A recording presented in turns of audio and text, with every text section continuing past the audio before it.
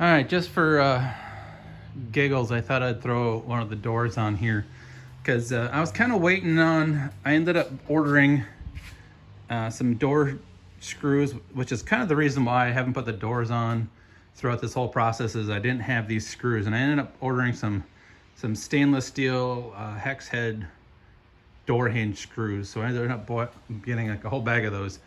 So then I threw one of the doors on, and I immediately realized I have a big issue. Huge gaps, nothing's really lined up, and no gap back here. This door is way too tight. So obviously either the back of the cab's got to go forward or backwards, or the front of the cab's got to go forwards. But then you see this nice little, that body line is way off, which is the main reason why there's a big gap there. So that is my huge issue, and in hindsight, I definitely should have done this first before anything else. I should have done it when I put the cowls on. I should have put the doors on and lined up the gaps and made sure the doors fit before I put in everything else and welded in the rocker panel, and definitely before I kind of got a little too excited with the welder and welded it into the door jamb there. So I'm gonna have to probably go through and trim out those welds, trim out those welds. I'll probably take out that U brace I put in, which, you know, again, in hindsight, I don't think I should have put it in before I realized how well or how not well the door jambs or door fit on here. So I just have a couple of screws in here, but obviously the doors are still a little loose, a little wonky. So there's some flex in there that's probably causing a bit of the jam, or the gaps in the door jambs, but not that much gap. That's a decent amount of gap. So I'm thinking either the rocker panel has to come up a little bit or something to that effect. And definitely the cab's got to get wider to fit the door, because that's horrible. I can't even shut the door. And that gap, that line, that body line, I'm really not happy with. So everything on the cab is gonna have to come off, or everything off the Explorer chassis is gonna have to come off to get the cab off. And yeah, that's my goal this weekend, is to get the cab and the doors to line up right, have the proper gaps. That's pretty much my main priority. I can't really work on anything else until I get this cab straightened out and get these doors on the right. So that's what I'm doing this weekend. All right, so I got the cab off the chassis. I put the green doors on now. Put all 6 bolts in it, 3 up top, 3 bottom. And yeah, the gap's pretty bad. Really bad, really bad. No gap in the back here. And that body line is way off. So what I'm thinking of doing is cutting out the cross bracing here, cutting this guy out and this guy, getting the cab to flex a little bit more, which is, I think, is what I happened to be my problem, is when I welded in that support bracing, the cab probably wasn't square. So this side isn't so bad. On the back, I mean, at least it almost lines up, but it's still definitely not a gap, and that body line is definitely not lined up, but it's a little closer. Still really huge gap on the top. And yeah, I was just trying to figure out if this body line is supposed to line up with this seam, which I don't think it does, but you know, that might be one of the issues. But well, we'll see. I mean, if that was the case, that would have to come down, and that would make that hinge come up. Well, no, that hinge would come down with it. So yeah, so I don't know. I like the cowl location. It looks pretty good. The lines are lined up pretty good. I think the back half of the cab is cocked, where the back half is pushed up a little bit too much because of these cross bracing. So if I let this go, that front end might settle down a little bit. And if the front end settles down, this will settle down, and the back end will kick out and make some room, I guess. I'm hoping, that's kind of what I'm hoping will happen. But obviously with the no gap in the back here, I'm gonna have to cut off the rocker panel either at the front cowl or at the back by the door jamb, so I can open this gap up a little bit more to get this door in there, to get that nice little, you know, 1/8 inch, 1/4 inch gap between the door jambs and whatnot. So that's where I'm at today, still moving forward. So as you can see, the doors are on now. And what I ended up doing was, I ended up having to cut out that whole big brace that I welded in, that rectangular bracing that I welded in. Horrible idea to put it in the first place. And then I had to undo the tack welds on the corners of the rocker panels in the back by the door jamb. So those are all undone. That rocker panel's hanging loose. So I did that, undid all that, and there's that brace that I don't know why, I'm trying to use it. So this is what I did. I went around and got the gap pretty much set all the way around the doors, and I welded in these little, square tubing, like 1-inch square tubing, 3 places on the door to hold the door in place with the gaps lined up perfectly. It kind of matches the gap that's in the front. I know these gaps are probably a lot closer in factory, but I wanted to keep it kind of consistent all the way around and have like an 1/8 inch to a 1/4 inch, probably like 3/16 inch gap all the way around this door, which is awesome. Passenger door worked out much better than the driver's door, because the passenger door is pretty tight up here by the drip rail. But if you go to the driver's side, I had to redo this. I had to undo those tacks and basically take this cowl and twist it a little bit just so I can get this to line up a little bit closer to the strip rail. I see there's a bigger gap here than was on the other side. There's probably a 1/4 inch to 5/16 gap here, versus on the other side, be lucky to maybe have an 1/8 inch gap here. See how tight that gap is. It's a lot closer. It also could be because the drip rails are bent in out and out, but I wanted to get as close as I could. So in doing that, the rest of the gap is pretty decent. I mean, again, a 1/4 inch to a 1/8 inch to the 3/16 gap all the way around, which is kind of cool.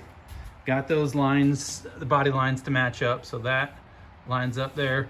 Doesn't line up on the front, unfortunately. I'm off by I'd say about a 1/4 of an inch on both sides.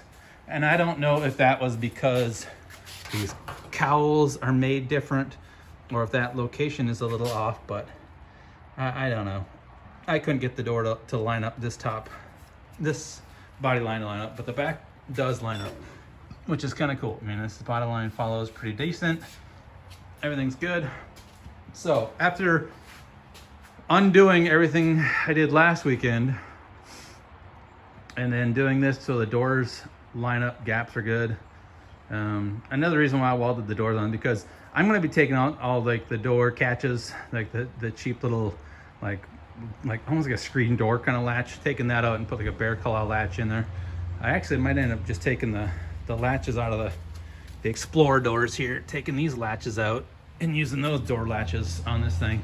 So I'm not too concerned about the latches like not grabbing, because those factory door latches, they had like 2 notches in them, and a lot of times they didn't really catch. So I'm not too worried about that if I'm going to go with the bear claw or something else. But everything else is good. So now what I'm going to do is I'm probably going to have to go back and weld in some cross bracing in this thing and get it so it's rigid, so it doesn't move whatsoever, because I don't want the doors to move. I don't want anything to move once I take those welds off and get the doors off, because I want the gap to stay the same, I want everything to stay the same, I want everything to be rigid. So I almost might keep the doors welded together until I put it on the Explorer chassis and weld it to the floor pan and keep that all together. So it's all one solid, cab with the firewall, floor pan, everything's all together as one unit before I even take those welds off. Makes it a little harder for me to get in if I need to do any patch panel welding, but I want to make sure that those doors are going to open and close and those gaps are going to stay the same. If any of you guys have better ideas on how to make that happen, let me know, because without having a firewall or a floor pan in this cab, it's very flexible, it moves around, it's hard to keep it square. So I might end up just I don't know, I'll have to figure it out, but I'm keeping the doors welded shut for now and going from there. So that's where I am at the end of Saturday night. It's probably about 6 o'clock in the afternoon. I gotta go clean up and get some supper with the wife, and be back at this tomorrow. All right, have a good night, guys. All right, so now it's Sunday morning, and I'm kind of thinking I might want to hold off on working on any more on the cab, because I got to figure out how I'm going to either brace this or how I'm going to support it now that I cut out that rectangular square tubing support, that big gray thing back there. How I'm going to get it to support on this thing without, obviously that big gap I cut there, that's where the back wall was, and that's where that square support tubing was. Now it's not there anymore, so this would basically, this bottom lip would just keep sliding in there until it stops, so I have nothing to stop it on. And I really want to cut down this cowl a little bit more. I want to get the cab down about another inch. The only thing is I don't want to go down too far, because I want to keep these mounting bolts for this the subframe for the dash and the gauges and the AUC and all that stuff. There's that one bolt there, and there's supposed to be two here that hold this fiberglass, whatever, epoxy subframe on. There was usually two more over here that were mounted inside the door jamb on the Explorer, and two more on that side. Don't have those anymore, so obviously this is a lot more flexible than I'd like it to be. So I got to figure out, I want to cap this all in and close that all, and then close these ends, and like I said, trim down about an inch so this little flange would go. And I'm sure I could probably cut around this and cut down, because obviously again it does this little arc where it's higher in the middle than it is on the sides. And then there's also this, I would love to keep this. I don't know if it would be functional or not, the fresh air intake, but underneath it there's this little frame. It's hard to see, but there's that frame that interferes with when I put the dash pad on, that it hits the dash pad, because it's about right here and the dash pad hits it. So that's kind of another thing I need to work on. So I'm probably gonna put the cab in the back burner for now, and finish up the bed, get this big piece of wood out of the way.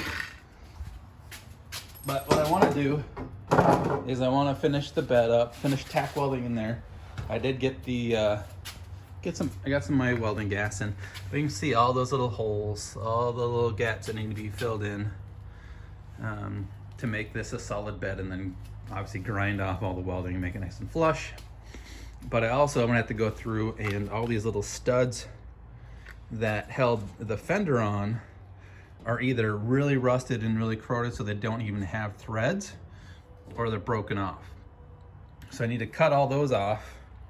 And on the back side, they're welded. It's a big stud that's kind of like tack welded into the bed. So I got to cut all those off and order those so I can mount the back fenders on here. And what I kind of like, little I don't know, brain fart moment, whatever, realized that once I locate the front fenders and the hood, the running boards go on, and the running boards mount from the front fender to the rear fender. So the length of that running board is going to basically dictate the location of where that rear fender is, and then that'll dictate where this bed sits. So what I have to do is figure out, again, where the cab sits, where that front fender is going to sit, then get the running board on here, and then locate where that rear fender is going to mount up to that running board, and that's where that bed's going to sit. So that's a little bit down the road, but yeah, for now I think I'm gonna finish tack welding in all those little holes on this bed, clean that up. And I do have the running boards. They're not in the best shape. The running boards definitely need either some patch panels or I don't know, fiberglass. I'm probably gonna just I might end up order some new ones, because these ones are pretty rusted through. It's hard to see those. That big hole there, and then there's a big hole there. They're kind of both of them like that, and that's where that support. There's like a channel support that's underneath that's welded in that's where that is. So that's got to come out as well. So again, not sure if I'm gonna do that. And while I have the bed off, I'll probably cut off this angle iron, this stuff, cut that off, or the stake pocket. And I might have to end up cutting off the bottom of the stake pocket. Or again, you can buy these, just the stake pocket alone to put on the bed, because this one, obviously it's kind of a little rusty, got a couple holes in it, not the best, and dented in here where that was mounted. And yeah, so it's all booger welded together. You can see it's kind of crappy along the seam, but I can buy some stake pockets for like 60, 70 bucks off online. And that way I have some new stake pockets. And I'm going to get a new cross member. So the rear cross member is hidden underneath the fender and the running board. I'm gonna take this out because this is somebody putting an angle iron under there to support it, and then an angle iron support here, diagonal. Cutting all that off. And then, so since I have the bed off, get that off and get it ready for that new cross member, and go from there. Yeah, so that's what I'm gonna do today. I'm gonna put this on the back burner, figure out more of how I'm gonna mount it and finish the Explore firewall, cowl, figure out all that crap first. And then, yeah, so right now today is the bed. See how that goes.